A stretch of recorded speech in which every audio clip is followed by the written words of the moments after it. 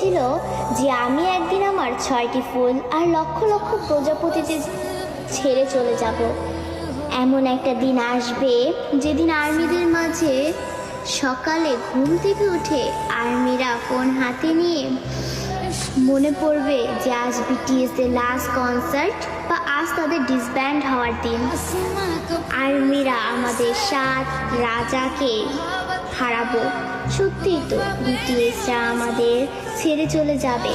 এমন একটা দিন আসবে যেদিন আমাদের ওর উপরে প্রেরণামূলক কথা বলার জন্য বা আত্মবিশ্বাসী গড়ে তোলার জন্য আলেম থাকবে না, নিজের প্রশংসা নিজে করানোর জন্য জিন থাকবে না, আমাদের স্যাড কিং সুকা থাকবে না, একটা মুচকি হাসি দিয়ে সকলকে হাসানোর জন্য যেই হোক থাকবে না, ক্যামেরার সামনে আর্মিদের সাথে ফ্লাইট করার জন্য জিমিন থাকবে না। হয়তো এমন একটা দিন আসবে যেদিন আর্মিদের পাগলামো করে হাসানোর জন্য তেইয়াং থাকবে না।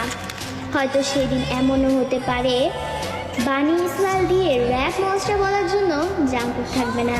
সেদিন হয়তো বা বিটিএস নামক ওই ব্যান্ডটা থাকবে না। হয়তো তাদের আর কোনো গান অ্যালবাম রিলিজ হবে না।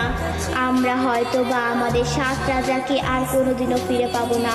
আমরা আর্মিরাই চাই না যে আমাদের প্রাণপ্রিয় বিটিএস 2027 সালে ডিসব্যান্ড হয়ে যাক, কিন্তু 2027 সালেই হোক বা 2034 সালেই হোক, একদিন না একদিন তাদের সব কিছু ছেড়ে চলে যেতে হবে।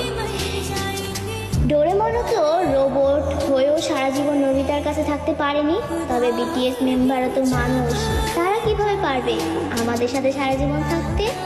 তবে তারপরও আমি বলবো আমাদের প্রিয় বিটিএস কোনোদিনই ডিসব্যান্ড হবে না।